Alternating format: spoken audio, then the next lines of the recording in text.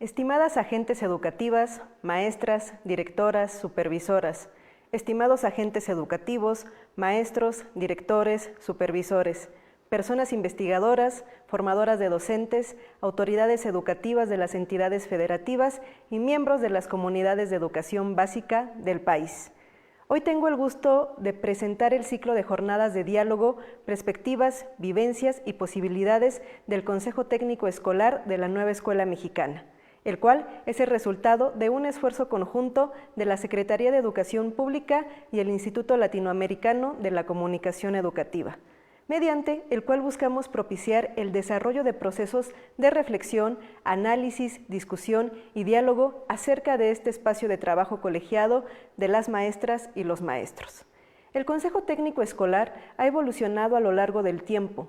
Hace algunas décadas, las maestras y los maestros no contábamos con un espacio formal para dialogar, compartir experiencias y tomar decisiones como escuela.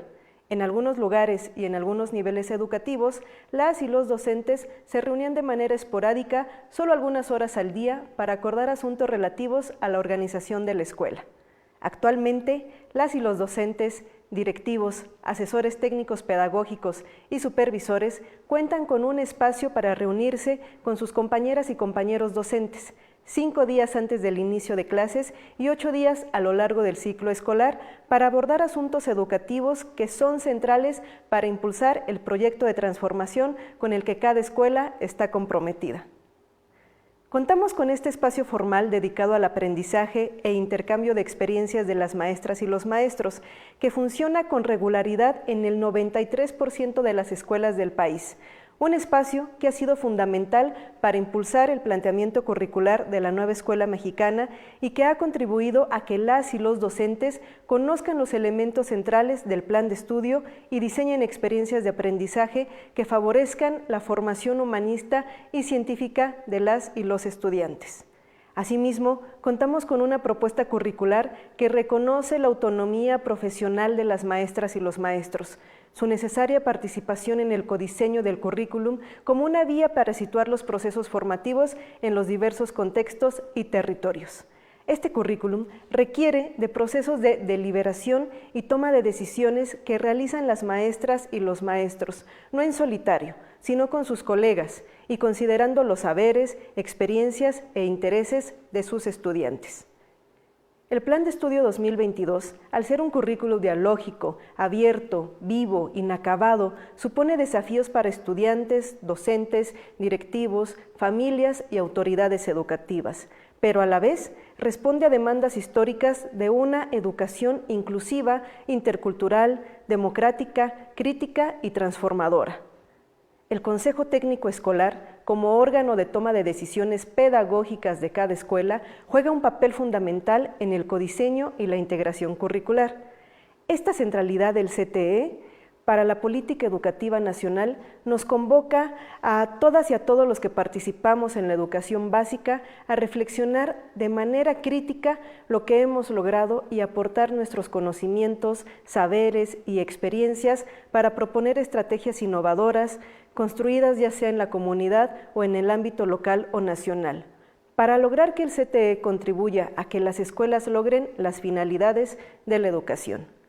Creemos que los aportes de las y los investigadores, formadoras y formadores de docentes, maestras, maestros, personal directivo, de supervisión y autoridades educativas que nos acompañarán a lo largo de estas jornadas de diálogo nos permitirán identificar aquello que conviene seguir haciendo y lo que es necesario dejar de hacer o hacer diferente. Les invito a seguir las 6 jornadas de diálogo y compartir sus opiniones, experiencias y propuestas para consolidar a los consejos técnicos escolares como comunidades de profesionales que aprenden y trabajan de manera conjunta para garantizar el derecho humano a la educación de todas las niñas, niños y adolescentes de nuestro país. Muchas gracias.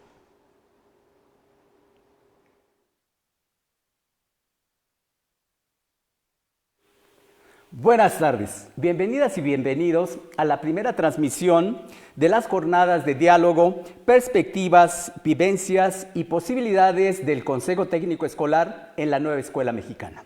Soy José Emilio Mejía Mateos, director general de Gestión Escolar y Enfoque Territorial, y es para mí un enorme privilegio poder conducir esta primera sesión. En las jornadas de diálogo escucharemos voces desde diversas perspectivas acerca del Consejo Técnico Escolar, con la finalidad de que maestras, maestros y agentes educativos se apropien de este espacio. A través del diálogo pedagógico e intercambio de saberes, lo transformen en una comunidad en la que puedan tomar determinaciones, en una comunidad en la que puedan aprender y en una comunidad en la que también generen conocimiento pedagógico, el cual surge de cada uno de los territorios.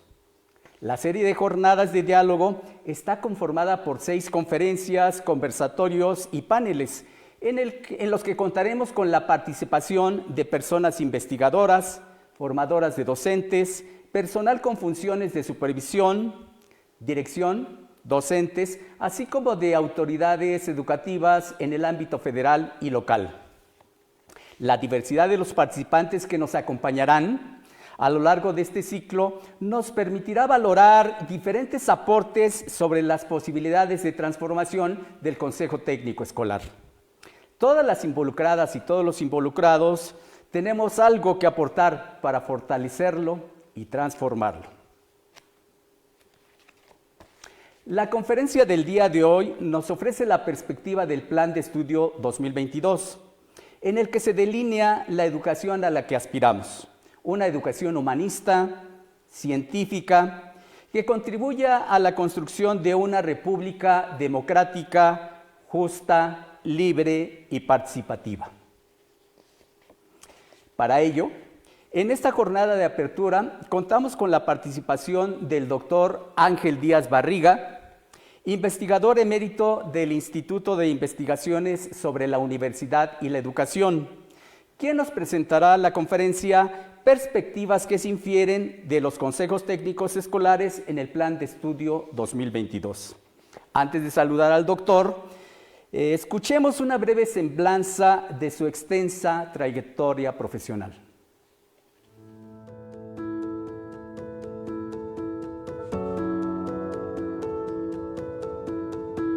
Ángel Díaz Barriga es doctor en Pedagogía por la Facultad de Filosofía y Letras de la UNAM. Realizó su formación profesional en la Escuela Normal Superior del Estado de Coahuila. Ingresó a la UNAM en 1975 y actualmente es investigador emérito del Instituto de Investigaciones sobre la Universidad y la Educación, ISUE, y del Sistema Nacional de Investigadores del CONACYT. Su trabajo académico ha sido objeto de varios reconocimientos, entre los que se encuentra el otorgamiento de 6 doctorados honoris causa por diversas universidades nacionales y argentinas. Sus principales aportaciones en el campo de la investigación se ubican en 3 ámbitos: la didáctica, el currículo y la evaluación educativa. Sus últimas publicaciones son Calificar o evaluar, 2 procesos que se confunden y pervierten el acto educativo, publicado en la revista Iberoamericana de Educación Superior en 2023. La evaluación formativa es un reto pedagógico didáctico en el trabajo docente, material de apoyo para el CTE, publicado en febrero de 2024. Docente y didáctica, acercamientos polémicos, publicado por el ISUE UNAM en 2022. Les informo de la dinámica de esta jornada de diálogo. En primer lugar, el doctor Díaz Barriga presentará su conferencia. Al concluir su intervención, habrá un espacio para responder a dudas, preguntas, comentarios que ustedes se sirvan formular. Por ello, los invito a aprovechar este espacio de diálogo con el doctor Ángel Díaz Barriga y registrar sus comentarios en el área de comentarios. Doctor Ángel, bienvenido. Adelante con su conferencia. Muchas gracias, Emilio. Buenas tardes, maestras y maestros. Me da mucho gusto volver a estar con ustedes y con este tema que es tan significativo, que de alguna forma es un punto nodal para la nueva escuela mexicana, para el plan de estudios, que se refiere al Consejo Técnico Escolar en la perspectiva de qué es lo que plantea el plan de estudios respecto a la misma. Si bien aún no podemos contar con un documento escrito que yo espero que de alguna forma en algún momento podamos tenerlo, me he permitido colocar en la pantalla el plan de estudios y la referencia en internet al plan de estudios, porque a mí me parece muy importante que podamos tenerlo, que podamos de alguna forma subrayarlo, marcarlo, hacerlo nuestro, que es un elemento fundamental para el trabajo docente. Vamos a trabajar qué significado tiene en términos globales este plan de estudios. En primer lugar, tenemos que reconocer que es un proyecto de transformación, no es una adecuación, no es una reforma pequeña, es un cambio radical que se busca en el papel de los maestros, en el papel de los alumnos, pero también en el papel de la sociedad. Y en ese sentido es muy difícil que se comprenda todas las dimensiones que plantea el plan de estudios. Por eso decimos que parte de una noción de que la educación juega un papel político, social, cultural y económico para el desarrollo del país. En este plan de estudios se reconoce los diversos Méxicos, o sea, la complejidad que tiene nuestro país, la complejidad en identidades, culturas, sujetos, y por lo tanto no define cómo debe trabajar cada escuela, sino busca que cada escuela encuentre, construya su forma de trabajo.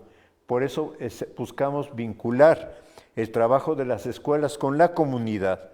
O sea, una vinculación no es nada más preguntarse qué pasa en la comunidad, es analizar hasta dónde la escuela puede acercarse, puede incidir, puede retomar, puede hacer que los padres de familia que en la pandemia estuvieron presentes en la educación, ahora no salgan de la educación y tengan una interrelación con el trabajo educativo mucho más fuerte. Y en último caso también consideramos que la formación y el aprendizaje es un proceso en los estudiantes. Esto ha costado mucho que la sociedad lo entienda, que cada estudiante, que en cada grupo social los aprendizajes se van desarrollando en forma paulatina, en forma gradual y yo diría de alguna manera en forma diferencial. ¿Qué tareas asigna el plan de estudios al Consejo Técnico Escolar? O sea, y yo pienso que podríamos hablar aquí de dos pilares fundamentales. La autonomía profesional docente, que ha sido un tema muy importante, muy significativo, porque si no logramos que los docentes reconsideremos que nuestra formación nos da saberes, nos da habilidades, nos da capacitación para poder de alguna manera desarrollar nuestro trabajo en el aula y desarrollarlo de manera comprometida, pero también de manera creativa. Y por otra parte, el codiseño curricular. El codiseño curricular que, perdón maestros, pero esto es un elemento fundamental porque es una aportación mexicana, yo diría, al campo curricular internacional. El codiseño no es algo que en otro país se haya formulado, se haya planteado. El codiseño parte de experiencias mexicanas de trabajar diseños curriculares con grupos de maestros y a esto se le ha llamado codiseño. Parte de considerar que el plan de estudios necesita ser deliberado, esto es, necesita ser analizado, discutido sobre todo. Deliberación implica este concepto de yo puedo discutir con otro, yo puedo intercambiar, yo puedo tener un punto de vista. ¿Para qué? ¿Para qué se delibera? Para adecuar el currículo a cada contexto escolar. Porque si tenemos distintos Méxicos, si incluso en una ciudad grande, como puede ser la Ciudad de México, vamos a encontrar distintas colonias, distintos sectores, distintas alcaldías, vamos a encontrar diferencias sociales, culturales, económicas, que es importante tomar en cuenta. El otro día algún colega me decía, pero es que aquí no tenemos una vida comunitaria como existen en las comunidades más originarias. Tenemos otro tipo de comunidad. Y alguien me decía, ¿por qué no revisas en las iglesias que hay en la Ciudad de México cuál es la fiesta del patrón? Y hay la fiesta del Santo Patrón, vas a ver cómo la comunidad se organiza, cómo participa, cómo vive de alguna manera y tiene distintas expresiones de acuerdo a si tenemos un pueblo originario insertado en la que es la dinámica de la ciudad, o tenemos una comunidad más urbanizada que se dio en el desarrollo de nuestra ciudad.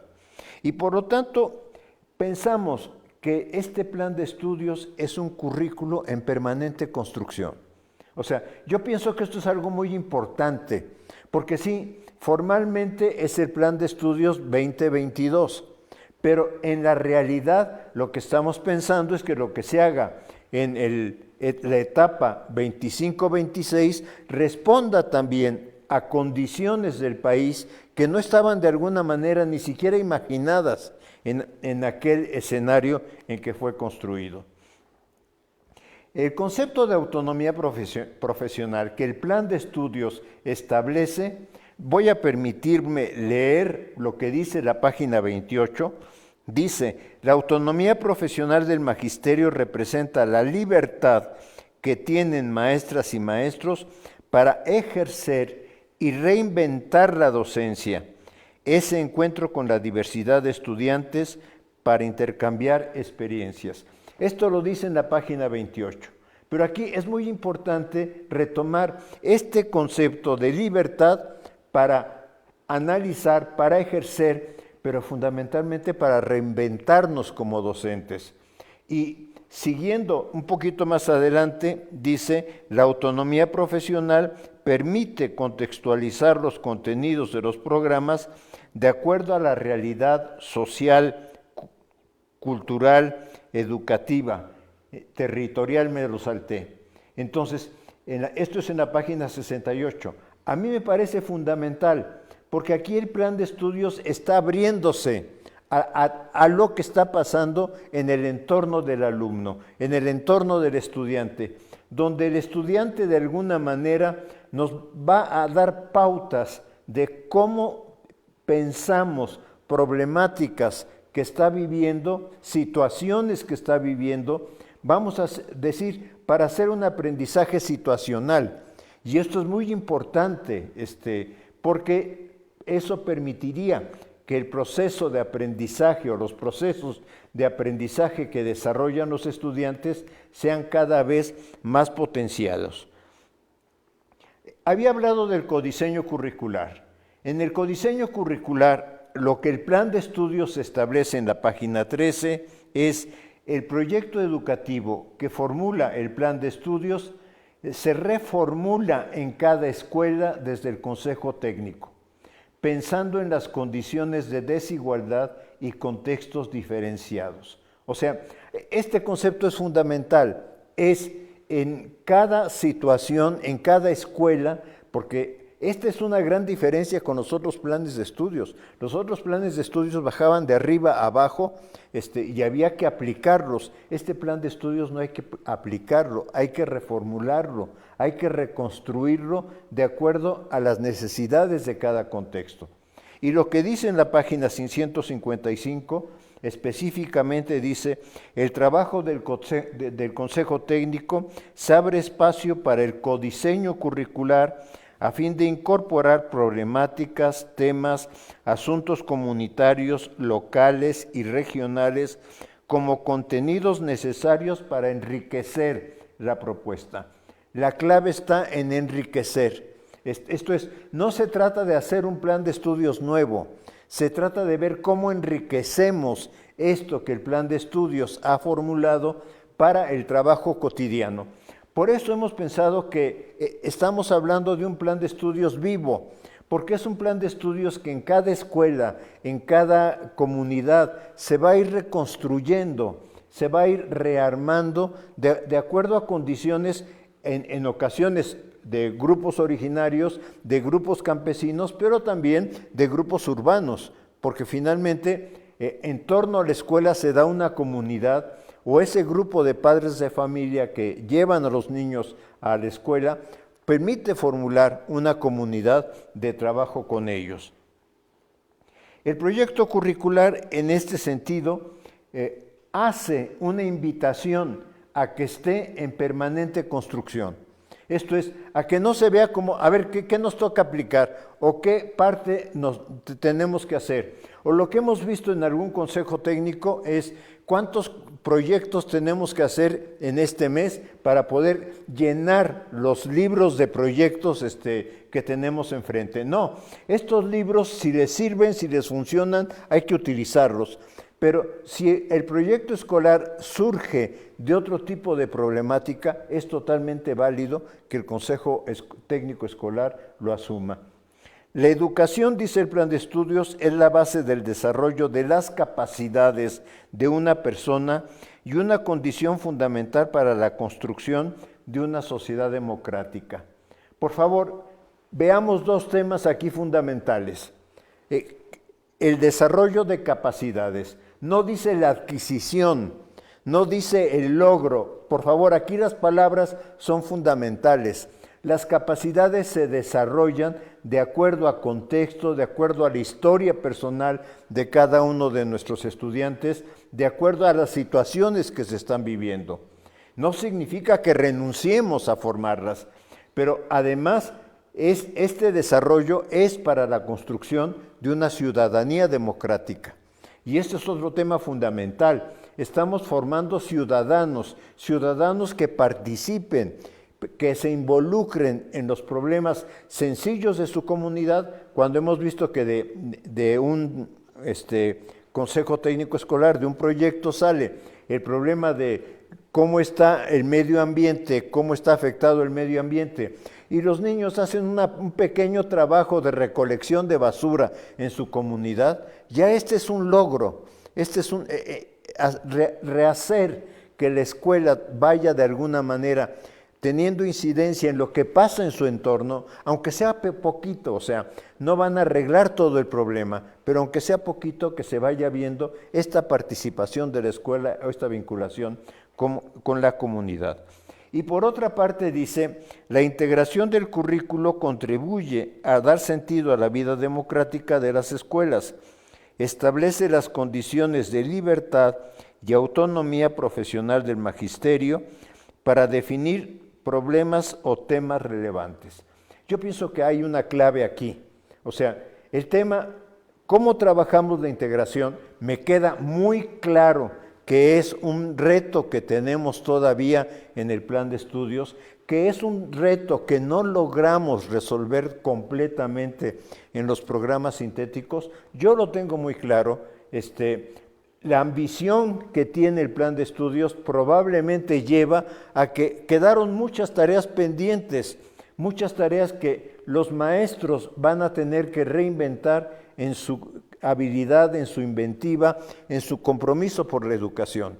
Ciertamente no es lo mismo hacer integración en la fase 2, en la fase 3, 4 y 5, que en la fase 6 o en secundaria, por decirlo como lo reconocemos habitualmente. Nos enfrentamos en el caso de la secundaria, compañeros, a que los maestros están contratados de acuerdo a una materia, de acuerdo a un número de horas, pero eso no impide para nada que podamos hacer grupos de WhatsApp por campo formativo en las escuelas secundarias y vayamos impulsando un intercambio en esta comunidad docente también, que necesitamos que vaya avanzando en el compromiso y en la tarea escolar. Por codiseño curricular podemos entender 3 o 4 cosas que son muy relevantes. Primero, el currículum forma parte de un proyecto político educativo, y como parte de un proyecto político educativo, decide a través de la deliberación incluir o excluir diferentes temas de acuerdo a las condiciones, a las necesidades de formación que se están presentando en un contexto específico. El currículo está construido en una tensión permanente entre lo nacional y lo local, y yo podría decir entre lo internacional, nacional y lo local. O sea, el fenómeno Trump o el fenómeno de las derechas mundiales, finalmente es un tema que afecta culturalmente, que afecta socialmente, que afecta económicamente y que puede ser un elemento para trabajar de alguna manera en distintos campos formativos de acuerdo a lo que cada escuela vaya considerando. Yo me refiero, por ejemplo, sobre todo aquí a la fase 5, o a la fase 6, donde estos temas pueden tener mayor importancia. Viene el concepto de deliberación como un elemento de democratización curricular. Por mucho tiempo los maestros dijimos, queremos participar, queremos que no sea la autoridad de la Ciudad de México la que fije el plan de estudios de lo que se tiene que hacer en Chiapas, en Nuevo León o en Baja California. Nos queda claro. Ahora, la forma de hacerlo es construir este proceso de deliberación del currículo, de discusión curricular, que permita de alguna manera avanzar en un codiseño que permita realizar esta interpretación.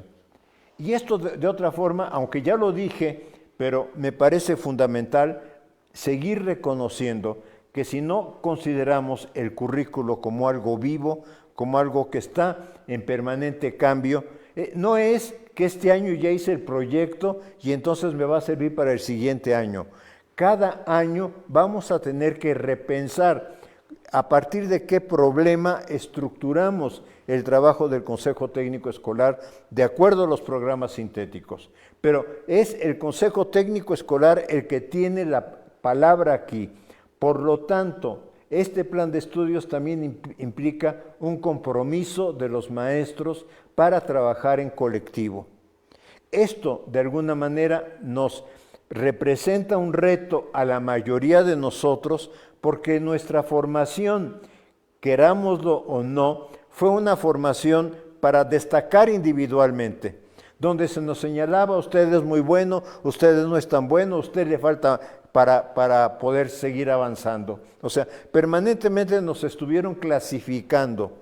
Y en un momento en que le estamos diciendo al sujeto, al profesor, no se trata de competir, para que de alguna manera logremos con los alumnos también el que no estén compitiendo. No se trata de competir, no se trata de ser el mejor, se trata de colaborar, de construir colectivamente. Podemos hacerlo en el momento del Consejo Técnico Escolar y en mi experiencia docente yo he visto que también lo hacemos cuando platicamos en el patio, cuando nos reunimos a ingerir algunos alimentos, cuando de alguna manera en la salida coincidimos y decimos, fíjate que no vemos esto adecuado, o fíjate que no vemos que este alumno esté avanzando, etcétera. Nuestro relato no necesariamente se articula en el Consejo Técnico Escolar. Yo creo que el Consejo Técnico Escolar es un potencializador para que uno pueda de alguna manera tener esta vida democrática en la escuela, porque como dice John Dewey, si queremos formar en democracia, tenemos que lograr que la escuela actúe de forma democrática. Y una forma de actuar en forma democrática es que el colectivo docente se asuma como responsable de lo que pasa en la escuela. Entonces, en ese sentido, y por eso coloqué esta lámina y coloqué esta fotografía que es real, que es el funcionamiento de un consejo técnico en una escuela secundaria, donde podemos ver que los maestros se organizaron en distintos grupos para desarrollar este trabajo colegiado que tienen que hacer, de suerte que hay muchas formas de poder realizar este trabajo en colegialidad. Yo entiendo que no podemos normar los consejos técnicos, esto es, que hay consejos técnicos que pueden funcionar en un periodo, digamos, más pequeño, o porque el jardín de niños o porque la escuela primaria tenga un número más reducido de docentes. Y hay consejos técnicos que funcionan con otra complejidad, como los de las escuelas secundarias, por los horarios docentes, por la cantidad de docentes, a veces 80, a veces más de 80. Entonces, En esta diversidad que tenemos es donde tenemos que aprender a hacer el trabajo colegiado. Este trabajo colegiado nos permite hacer una realidad la integración del plan de estudios que busca la nueva escuela mexicana. Por mucho tiempo, yo creo que aquí incluso ha sido un error mío, hemos insistido en la integración de contenidos, la integración curricular. Pienso que también tendríamos que hablar de las otras integraciones que es de la escuela con la comunidad, porque finalmente la escuela, cuando analizamos la historia de la escuela, nos vamos a encontrar que la escuela se construyó con bardas para que alejar la vida de afuera, para que la vida de afuera no la invadiera. Esto no pasa en las escuelas rurales, ciertamente, porque ahí están más abiertas a la comunidad por el campo, etcétera. Pero hemos construido escuelas que de alguna manera viven apartadas de su comunidad. Hoy lo que necesitamos es que la comunidad también entre a la escuela. Y esta integración es con la comunidad. Esta integración es también con problemas sociales. Esto es, si queremos formar democráticamente al estudiante, tenemos que ayudarlo a que analice, a que reflexione, a que cuestione qué es lo que está pasando en su entorno social mediante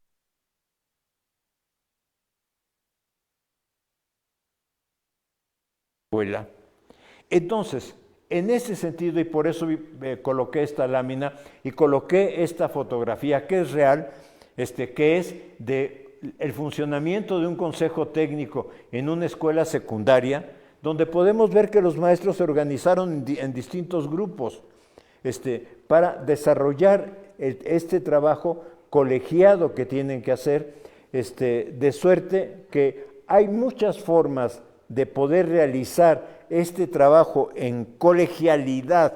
Yo entiendo que no podemos normar los consejos técnicos, esto es, que hay consejos técnicos que pueden funcionar en un periodo, digamos, más pequeño, o porque el jardín de niños o porque la escuela primaria tenga un número más reducido de docentes. Y hay consejos técnicos que funcionan con otra complejidad, como los de las escuelas secundarias, por los horarios docentes, por la cantidad de docentes, a veces 80, a veces más de 80. Entonces, en esta diversidad que tenemos es donde tenemos que aprender a hacer el trabajo colegiado. Este trabajo colegiado nos permite hacer una realidad la integración del plan de estudios que busca la nueva escuela mexicana. Por mucho tiempo, yo creo que aquí incluso ha sido un error mío, hemos insistido en la integración de contenidos, la integración curricular. Pienso que también tendríamos que hablar de las otras integraciones que es de la escuela con la comunidad, porque finalmente la escuela, cuando analizamos la historia de la escuela, nos vamos a encontrar que la escuela se construyó con bardas para que alejar la vida de afuera, para que la vida de afuera no la invadiera. Esto no pasa en las escuelas rurales, ciertamente, porque ahí están más abiertas a la comunidad por el campo, etcétera. Pero hemos construido escuelas que de alguna manera viven apartadas de su comunidad. Hoy lo que necesitamos es que la comunidad también entre a la escuela. Y esta integración es con la comunidad. Esta integración es también con problemas sociales. Esto es, si queremos formar democráticamente al estudiante, tenemos que ayudarlo a que analice, a que reflexione, a que cuestione qué es lo que está pasando en su entorno social mediante.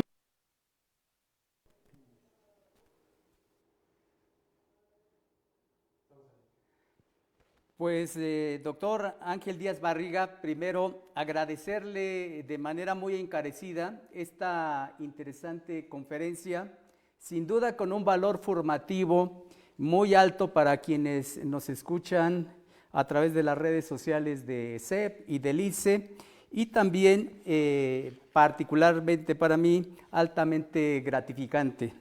Quiero señalar, subrayar algo de lo que usted señaló. Me parece que es un elemento fundamental. Usted dijo, el plan de estudio no es una reforma menor, sino una propuesta sustantivamente innovadora, única, nacida en nuestro contexto, que requiere transformar muchas prácticas que se han instituido alrededor de la escuela, y el Consejo Técnico Escolar tiene una importante tarea para impulsar dicha transformación. Esto me lleva a la primera pregunta.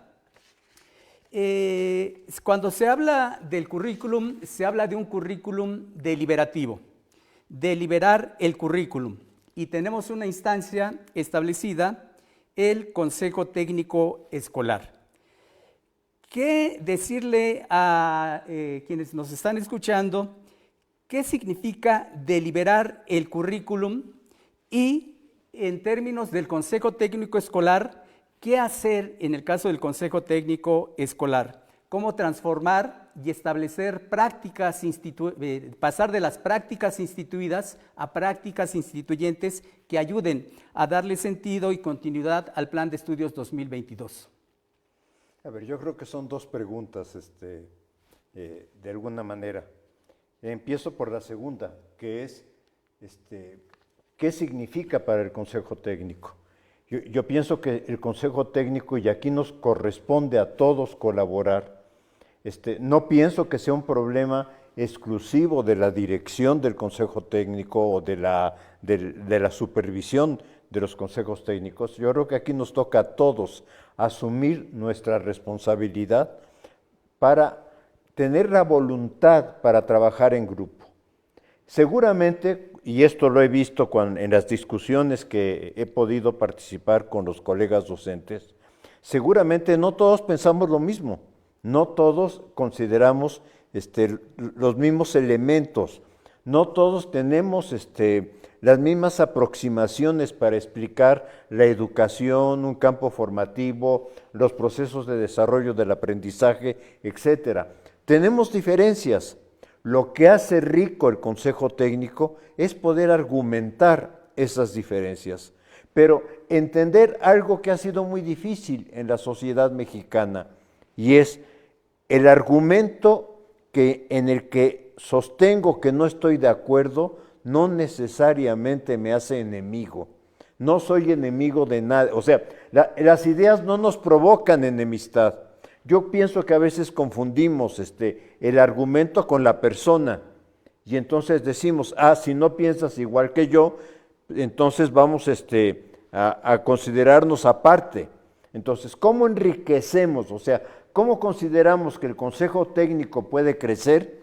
Puede crecer solo en la diversidad del grupo de docentes que lo conformamos, que participamos en él, que nos comprometemos a discutir. Y en este sentido, no se trata de que el director, porque de alguna forma lo hemos visto en algunos consejos, subdivida, cuando ve cómo viene la organización del Consejo Técnico, subdivida las tareas. Y entonces maestro Juan le toca esta parte, maestra María le toca preparar esta parte, etcétera. O sea, no se trata de predistribuir las tareas que se tienen que realizar en el Consejo Técnico. Se trata de abrir la discusión donde todos tenemos responsabilidad de expresar nuestro argumento, pero también de escuchar el argumento del otro. Este es un poco el principio democrático que incluso John Dewey estableció cuando dijo, la escuela tiene que ser un laboratorio de democracia, porque lo que John Dewey decía es, tenemos que enseñar a argumentar, pero también tenemos que enseñar a escuchar el argumento del otro, a buscar dónde hay puntos de encuentro. Yo pienso que si en la escuela logramos que el conjunto de maestros tengamos una finalidad hacia la educación, hacia el trabajo con los alumnos, los estudiantes que conforman el plantel, yo pienso que vamos de gane. O sea, no se trata de hacerlo igual. Muy bien. Voy a dar lectura a algunos comentarios que han expresado algunos de los asistentes. La maestra Romer de Tantoyuca, Veracruz, dice doctor Ángel Díaz Barriga, las escuelas multigrado enfrentan más retos al tener que navegar en distintas fases y PDA. Ojalá que pueda darle voz a una modalidad tan importante de la cual se puede retomar mucha experiencia docente. Es un comentario. Doy lectura a otro de María del Coral Morales Espinosa. La autonomía profesional no será si no se forma a las y los supervisores. Estas figuras deben de abandonar como prioridad el ámbito de gestión administrativa. Y aquí viene otra pregunta, aprovecho para articular con los comentarios. Hay, decía hace rato, una serie de prácticas instituidas, como esta que señaló, donde previamente se divide el trabajo y se asigna a cada uno de los compañeros integrantes del colectivo ciertas tareas y las cumplen en el pleno del Consejo Técnico Escolar. Pero ahí es una práctica, pero hay otras prácticas instituidas que son como el poner formatos, el establecer evidencias, que todavía en ese proceso de transición en el que estamos construyendo la nueva escuela mexicana, siguen manifestándose, van transformándose poco a poco, pero ahí están. Entonces, ¿cuál sería desde su perspectiva el papel del personal de supervisión en las tareas del Consejo Técnico? Bueno, empiezo con este último comentario, un saludo a Coral. Tiene toda la razón. O sea, ojalá quienes ocupan puestos directivos de conducción del sistema, que por años nos acostumbramos, incluso por el mal nombre que tiene, supervisión escolar. O sea, yo tengo que ejercer una mirada desde fuera, nada más mirar. Cuando el plan de estudios lo que está pidiendo es acompañamiento. O sea, ¿cómo transitamos de modelos de gestión más burocráticos, voy a decir? Y esto yo pienso que tiene efectos en toda la estructura del sistema educativo. O sea, tenemos que cambiar la estructura, se tiene que modificar todo el concepto de estructura. Hay docentes que me han enseñado cómo se les pide, directores sobre todo, cómo se les pide llenar el formato 911 en la versión A, luego al mes en la versión B, luego la versión C. Cosas que solo la escuela puede decir, por ejemplo, cuántos niños vienen de la misma comunidad, cuántos provienen de otra escuela, qué edad tienen los niños y niñas, cuántos son repetidores, etcétera. O sea, todo esto que de alguna manera hemos rellenado el trabajo, impedido el trabajo académico de la escuela a través de esta formatitis, por una parte burocrática, gestada por el 911, y por otros formatos que luego también se les va ocurriendo a los supervisores, porque en algunos supervisores he encontrado la idea de, es que si no pido esta tarea, ¿qué estoy haciendo yo? O sea, ¿cuál es mi papel aquí? No, pues su papel es acompañar, ir a la escuela, ver qué está pasando, ver qué necesidades están teniendo los docentes. Por supuesto que necesitamos reconstruir la misma figura de dirección y la misma figura de supervisión, pero esta reconstrucción tiene que ser acompañada por un esfuerzo del sistema también, en términos de moderar la información que solicita. Y yo pienso que directamente, ¿por qué el sistema tiene que estar permanentemente llenando el nombre del maestro, la clave del maestro, la antigüedad del maestro? Cuando esto, en cualquier sistema electrónico o digital, se daría un clic y ya aparecería sin que el director estuviera otra vez llenando el formato. Y luego la inventiva de algunos supervisores de decir, es que el formato del programa analítico, como si la escuela no pudiera trabajar sin formatos.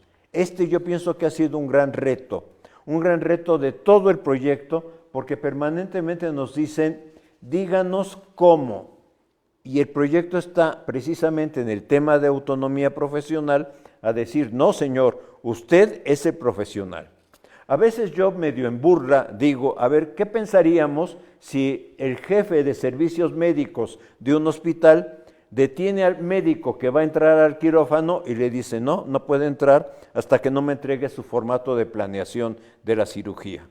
O sea, ninguna cirugía se hace de esa manera. ¿Por qué? Porque se confía en la profesionalidad de quien la va a desarrollar. Y yo pienso que nosotros tenemos que empezar a desarrollar confianza en los alumnos, a desarrollar confianza en los demás, pero también a desarrollar confianza en el trabajo de nuestros compañeros maestros que realmente se han esforzado muchísimo por entender, por trabajar con los contenidos del plan de estudios. De las escuelas multigrado, yo pienso que de las escuelas multigrados tenemos que aprender muchísimo. Tenemos que aprender muchísimo porque nos muestran de alguna manera cómo los niños, niñas de distintos ciclos escolares, de distintas etapas escolares, se pueden apoyar mutuamente en su aprendizaje. Que no solamente es el trabajo que del docente se realiza hacia los estudiantes, sino es la convivencia de lo que pueden hacer entre ellos mismos. Yo sé que en escuelas multigrados a veces hay consejo técnico de grupo de escuelas multigrado, y a mí me parece excelente, y ojalá podamos documentarlo. Miren, que el sistema es tan grande que no nos alcanza para visitar todos los consejos técnicos escolares, pero sí, el tema de documentar lo que pasa en las escuelas rurales, en las escuelas multigrado, es un gran reto que tenemos enfrente en el sistema educativo. Gracias, tenemos algunas otras preguntas. Algunas tienen que ver con aspectos generales, otras con aspectos más específicos, y para que usted tome la determinación de cómo enfocar la respuesta que puede dar a las siguientes preguntas. La maestra Aide Ángeles pregunta, ¿el proyecto curricular será lo mismo que el programa analítico? Liliana Salinas también nos pregunta, ¿por qué seguir con los exámenes estandarizados como el de la Olimpiada del Conocimiento si cada docente de manera autónoma elige contenidos prioritarios? Por ejemplo, también un comentario del maestro Roque Vázquez, el plan de estudios 2022, el gran reto por conocerlo y dominarlo a cabalidad. Otro comentario es el de la maestra Isabel Medina, casi siempre se puede partir desde lo local para iniciar un contenido o PDA. Ella trabaja en la secundaria Mártires de Río Blanco, Veracruz, totalmente de acuerdo, el currículum vivo. Y otra pregunta, ¿cómo contrarrestar todo lo que representa el hábitus docente? ¿Cómo detonar el propio pensamiento crítico desde una postura volitiva y acceder a una verdadera transformación docente? Doctor, sus comentarios con respecto a los comentarios y a las preguntas que nos hacen. De alguna manera, el proyecto del plan de estudios y el programa analítico. El programa analítico puede de alguna manera dar cuenta, referir de cómo se interpretó el proyecto del plan de estudios. Lo puede traducir al contexto donde estoy trabajando. Pero cuidado, no estoy pidiendo ni estoy diciendo se tiene que hacer un documento.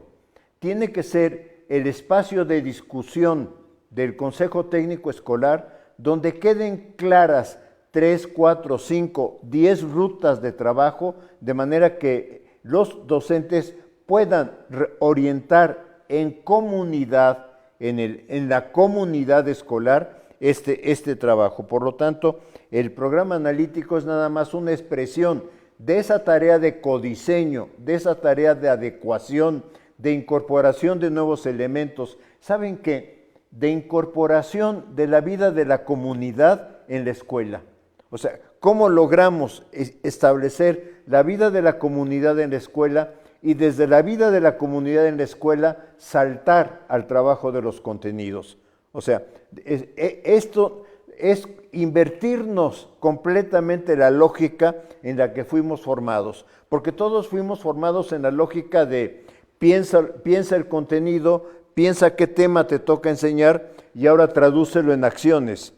Y ahora piensa el problema de la comunidad, de ahí trata de articular contenidos que vienen en los programas sintéticos o de los que surgen de la discusión en el Consejo Técnico y de alguna manera orientar el trabajo que vas a realizar. Los exámenes estandarizados. Los exámenes estandarizados, miren, he estado estos últimos 15 días dándole vuelta a todo este asunto. Todavía hoy en la mañana tuve una discusión sobre la nueva escuela mexicana y los exámenes estandarizados. ¿Por dónde retomamos el tema? La verdad es que sí tenemos un reto ahí fundamental que de alguna manera vamos poco a poco encontrando alguna puerta de salida, pero ciertamente un examen estandarizado también podría servir para una evaluación formativa, y esto es lo que yo quisiera insistir en este momento. ¿Por qué podría servir para una evaluación formativa? Porque lo que estamos acostumbrados en los exámenes es a decir, usted clasifica de esta manera, clasifica como alumno de 10 o clasifica como de 8, de 6, etc. Si nosotros logramos regresar el examen ya calificado a los estudiantes y que los estudiantes empiecen a discutir el sentido de las respuestas que dieron al examen, la razón de esas respuestas y por qué tienen que profundizar en algunos temas, lo que estamos haciendo es una evaluación formativa. Le estamos de alguna manera dando vuelta al sistema de exámenes estandarizados. Ciertamente tiene razón la maestra, no pude anotar su nombre, una disculpa, de que en las Olimpiadas vuelven a regresar a un sistema de competencias que es con el que estamos de alguna manera luchando. El maestro Medina dice en una secundaria, sí, lo local lo podemos considerar. Yo pienso que lo local necesitamos considerarlo. Es incorporar la vida del estudiante, la vida de la comunidad en la escuela. Y esto también nos lleva a otro tema, cómo incorporamos a los padres de familia. Estamos en situaciones, hemos estado en algunas asambleas donde de alguna manera la queja de los maestros es, los padres de familia no me están acompañando, los padres de familia solo me están sancionando. ¿Cómo trabajamos? ¿Cómo discutimos? ¿Cómo mostramos a los padres de familia, primero, las dificultades del trabajo docente? Hay que recordarles a los padres de familia qué se vivió en la pandemia, o sea, qué significaba tener a un niño, a un joven estudiando a través de la televisión o a través de cualquier otro medio, y replantear, cuando esto se hace con 20 o con 40 o con más estudiantes, ¿qué problemas enfrenta el docente? Entonces, también necesitamos un poco que las familias entiendan el reto que tiene el docente de acuerdo a las diferentes edades de los estudiantes con los que trabajamos. ¿Y cómo contrarrestar el hábitus docente? Miren, no hay una varita mágica, no hay una receta donde yo diga paso 1, paso 2, paso 3. En realidad es en la discusión del colectivo docente, es cuando el docente, porque todos de algún momento, en algún momento del día, en algún momento de la semana, además de la fatiga, sentimos la satisfacción por lo que se ha logrado de alguna manera con un grupo escolar, pero también sentimos la insatisfacción de decir, no puedo con estos estudiantes.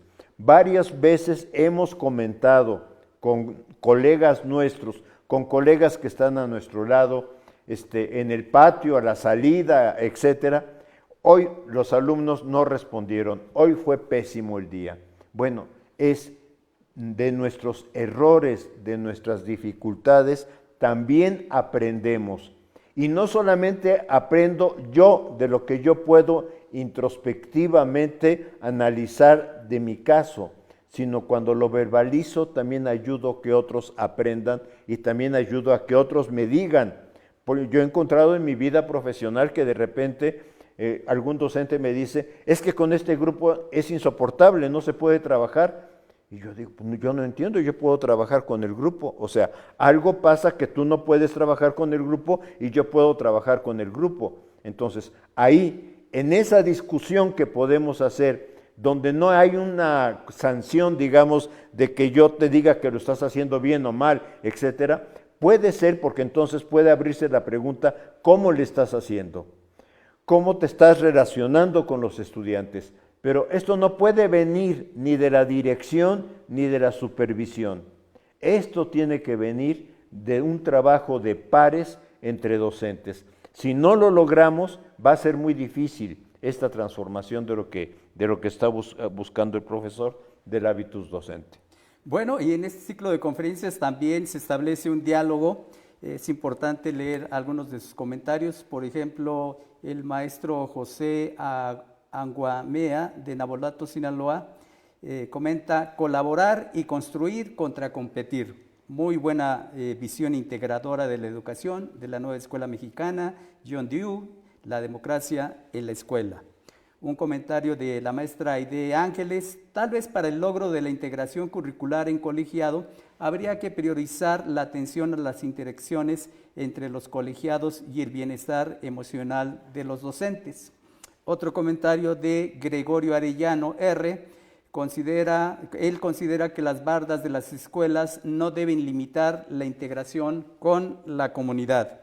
En el mismo sentido, la maestra Isabel Medina dice: es verdad, la comunidad debe entrar a la escuela y los estudiantes deben cuestionar lo que ocurre fuera de esas bardas y participar desde su salón, si se puede. También en el mismo sentido, la maestra María del Carmen Rivera: debemos aprender a debatir, no tomar cosas personales. Venimos de una educación donde creemos que no estar de acuerdo es pelear. Los padres, maestros, debemos ser los primeros en autorregularlos. Aprovechando esos comentarios que bien pueden ser planteados al interior de los consejos técnicos, las preguntas que nos hacen también, o sea, el espacio ideal para abordarlas son los consejos técnicos. Por ejemplo, esta de la maestra Silvia Moctezuma Espíritu. ¿Qué papel juegan los lineamientos CTE cuando se está diciendo que los CTE no deben normarse? Aquí, ¿cuál sería su punto de vista? Nosotros como Subsecretaría de Educación Básica, por ley, tenemos que emitir lineamientos para el funcionamiento, para la integración y funcionamiento de los consejos técnicos. Pero, bueno, pues es algo que puede modificarse y que había que platicar con los investigadores, las investigadoras, pero sobre todo de manera puntual con los colectivos docentes. ¿Qué opinión tiene usted con esta pregunta que hacen? ¿Qué papel juegan los lineamientos de los CTE? A ver, son eso. O sea, no son órdenes, no son prescripciones, son lineamientos. Y un consejo técnico escolar que está atravesando una situación, voy a referir un caso de una escuela de la Ciudad de México, donde un niño intentó agredir a otro ahorcándolo, y por supuesto esto impactó a toda la escuela, impactó a toda la comunidad, y si eso se da cercano al contexto del Consejo Técnico Escolar, esa violencia escolar es un tema que puede ser el eje del trabajo del Consejo Técnico Escolar, aunque el Consejo Técnico diga, es que los lineamientos marcan esta ruta, pero es que mi realidad está marcando otra ruta. Perdón que dé un ejemplo muy concreto, pero yo pienso que si no nos damos cuenta que hay realidades que impactan de repente a una comunidad escolar de alguna forma, digamos, significativa, no vamos a poder entender esta riqueza del plan de estudios de ir haciendo adecuaciones, construcciones y reconstrucciones de acuerdo a lo que la vida escolar está reclamando. Sí, entonces, yo pienso que hay plena libertad, que el plan de estudio lo dice, o sea, el plan de estudio lo dice, es el Consejo Técnico el que toma de alguna manera el acuerdo sobre cómo interpretar, cómo trabajar, qué trabajar. Por supuesto, esto no se opone a que la Secretaría de Educación Pública, en su función institucional, sugiera, pero ojo, una cosa es sugerir y otra cosa es prescribir y decir, ahora lo hacen así y ahora ustedes rinden un informe, que no lo están haciendo. ¿Me explico? Entonces, cada consejo técnico escolar tiene que encontrar su ruta de trabajo. Hemos visto escuelas en alguna entidad de la República donde el consejo técnico escolar, ante la violencia del entorno, dice, todo el año escolar vamos a tomar como eje el tema de cómo trabajar una cultura de paz, cómo responder a condiciones de violencia, etcétera. Y es completamente válido, no tendríamos por qué decir, no siguió los lineamientos. O sea, este es parte del juego que el Consejo Técnico Escolar, a través de la autonomía profesional docente, está concediendo a lo que se realiza en los consejos. Sí, nada más puntualizar, usted lo dijo, son lineamientos, en esta idea de orientar el funcionamiento de los consejos técnicos, y lo que hay que hacer, no hay que ajustar la realidad de las escuelas a los lineamientos, sino los lineamientos se ajustan a las realidades concretas de cada una de nuestras escuelas. Ha mencionado usted, lo percibí ahora, el papel que tienen los ejes articuladores, lo mencionó, y me parece que es un asunto que también debemos recuperar y posteriormente desarrollar en los consejos técnicos. Una pregunta muy específica que dice, a ver cuál es su opinión, de la maestra Marlet Aguilar. ¿Qué pasa con los CTE que no quieren trabajar? ¿Qué recomendaciones haría doctor Ángel Díaz Barriga? Mire, no me ha tocado ninguno, de manera que sí me cuesta trabajo, porque lo que habría que ver es la razón por la que no quieren trabajar. O sea, ¿a qué se debe que digan? Sí me ha tocado el Consejo Técnico Escolar que, sobre todo al principio, o sea, me estoy refiriendo al año 2023, a enero de 2023, cuando empezaron este tema de los lineamientos. Y algún consejo técnico escolar dijo, si nos dan libertad, pues la libertad es que no queremos hacer nada. Y está bien, se quedaron callados un rato porque no querían hacer nada. Pero después algún maestro levantó la mano y dijo, oiga, no, nos están dando libertad, por favor, asumámosla. Y entonces, aunque inicialmente había la idea generalizada de no trabajemos, se volcaron a trabajar. Ahora, lo que no significa que tengan que trabajar exactamente 3 horas, 2 horas, 5 horas. Lo que hemos visto en los hechos es que los problemas que tiene que enfrentar el Consejo Técnico Escolar rebasan el espacio que se concede para su trabajo. Una pregunta que es ilustrativa de lo que puede suceder en las escuelas, dice el maestro Jesús Erasmo García.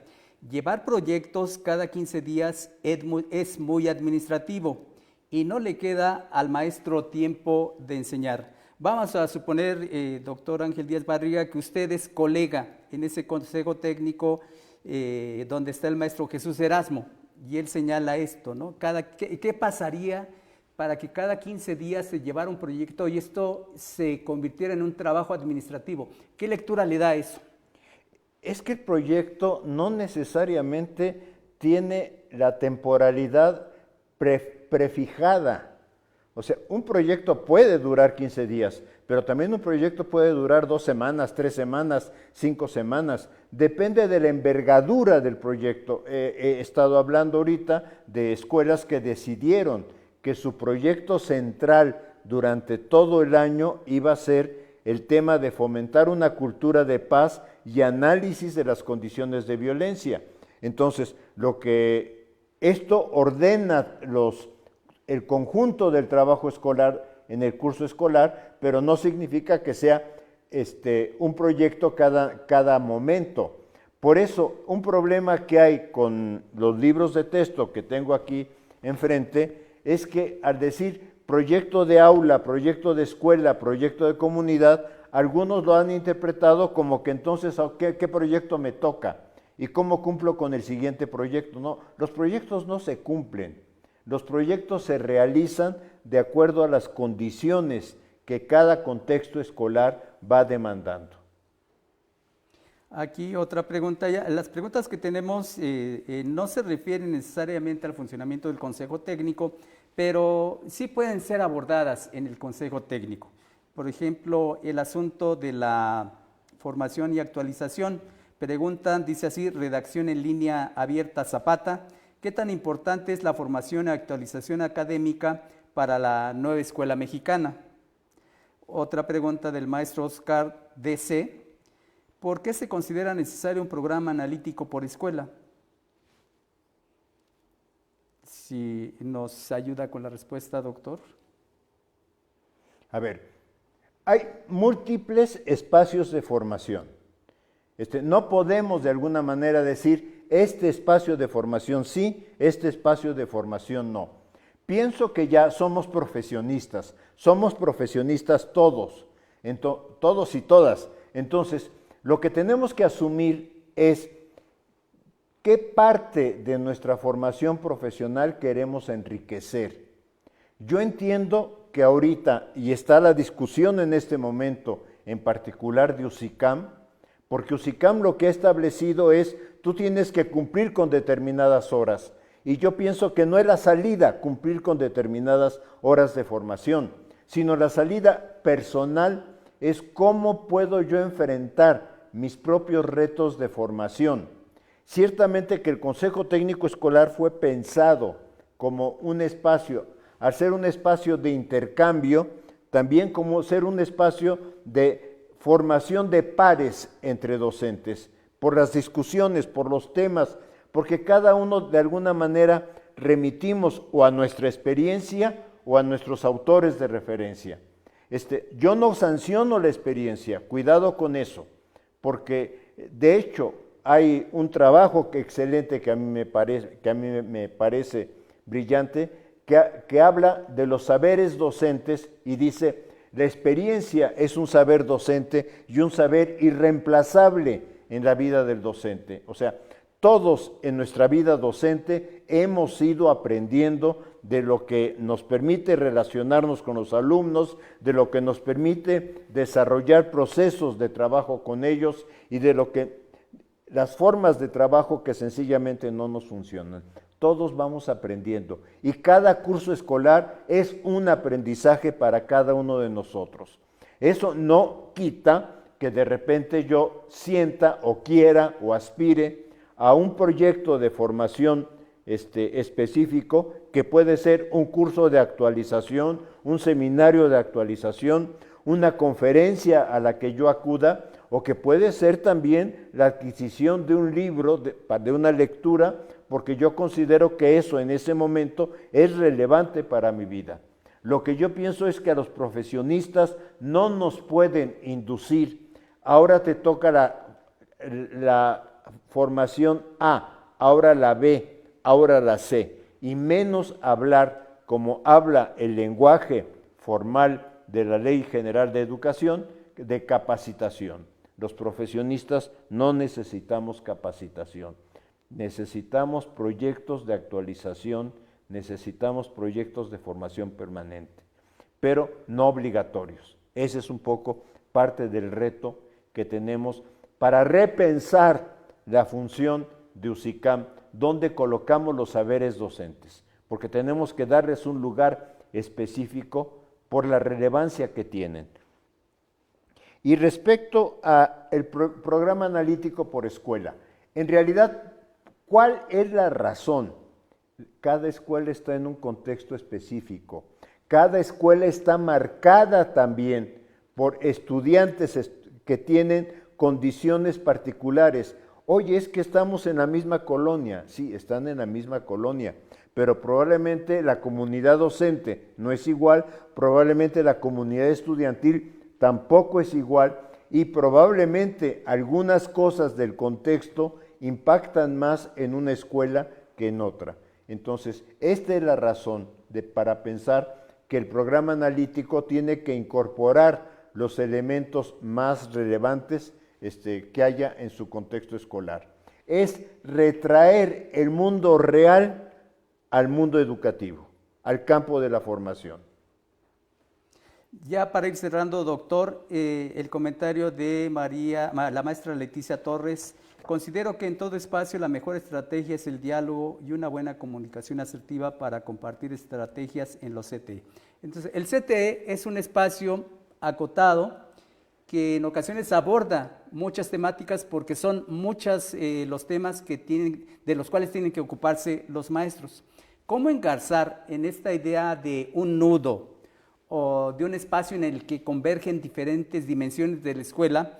¿Cómo engarzar y utilizar de manera pertinente estas reuniones de consejo técnico que están engarzadas con todas las dimensiones de la vida en la escuela? ¿Qué recomendación daría a los colectivos docentes para que hubiera en este engarce y en el consejo técnico se discutiera, se dialogara sobre los temas estratégicamente importantes en la escuela? El consejo técnico es una oportunidad de reunión. Es una oportunidad que se logró gracias al esfuerzo de los maestros, gracias a la demanda de los maestros, en términos de decir, un día al mes vamos a suspender actividades con los estudiantes de manera que podamos reunirnos e intercambiar. Es la posibilidad de intercambio, una posibilidad de intercambio, no la única. Yo pienso que tenemos en la vida escolar un conjunto de intercambios informales muy relevantes también, que he dicho cuando nos encontramos al llegar, cuando nos encontramos en la salida, cuando nos encontramos en el patio, cuando estamos muy ansiosos, porque también, y hace rato alguien comentó de los aspectos emocionales del docente, y yo quisiera decir, la vida docente es una vida plenamente emocional.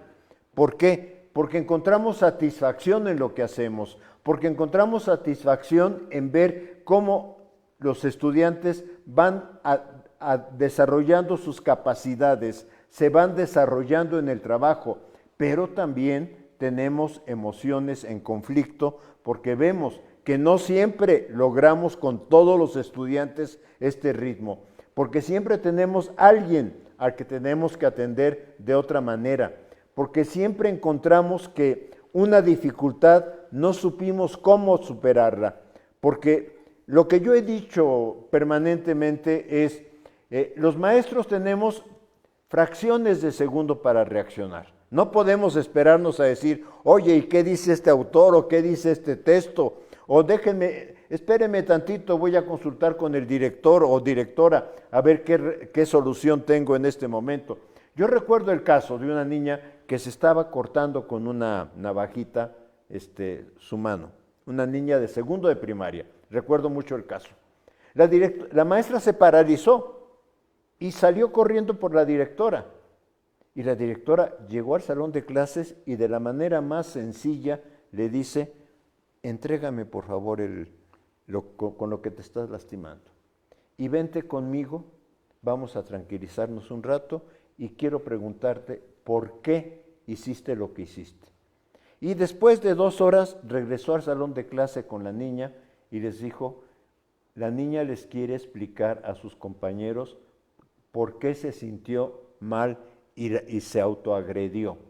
Entonces, yo pienso que los maestros no podemos darnos la oportunidad cada vez que hay un incidente crítico, que incidentes críticos tenemos todo el año, que tenemos todos los días, no podemos decir, ay, voy a ver qué dice el autor o qué dice el texto o si el director viene y me ayuda, sino sencillamente tenemos que actuar. Y a veces le levantamos la voz a los alumnos y le decimos, ya, cállense, ya. Y luego me quedo yo allá pensando en mi soledad, en mi aspecto interno. No fue la mejor manera. Fue la manera en que mi ansiedad me llevó a trabajar con los estudiantes. Y todo lo hemos hecho, ¿eh? O sea, aquí no hay de que yo yo nunca lo he hecho, no. Todo lo hemos hecho en algún momento. Pero lo importante no es hacerlo. Lo importante es si nos podemos dar el espacio de reflexionar por qué lo hicimos, qué nos creó ansiedad y sobre todo preguntarnos qué otras opciones podía haber tenido en este momento para comunicarme con los estudiantes. En algún momento no necesariamente es el docente, porque yo recuerdo cuando empezaba mi vida profesional, el primer año de trabajo, que pasó por ahí un compañero, me vio por las ventanas, no me dijo nada, pero en otro momento, ya que estábamos allá en una charla informal, me dijo, oye, vi que estabas enseñando este tema y pienso que si hicieras esto te ayudaría muchísimo. O sea, era mi primer año de trabajo frente a grupo, pero ¿cómo le agradecí a un maestro con experiencia, que al pasar por afuera de mi salón se diera cuenta de que yo podía hacer las cosas diferente y que me lo dijera de una manera en que tú dices, tienes razón, lo puedo hacer? Sí, entonces, lo que yo quiero decir es que la vida docente es una vida muy rica, es una vida llena de emociones, es una vida donde tenemos situaciones muy satisfactorias, pero también tenemos situaciones muy insatisfactorias. Y las situaciones muy insatisfactorias nos ayudan a reflexionar cómo podemos mejorar.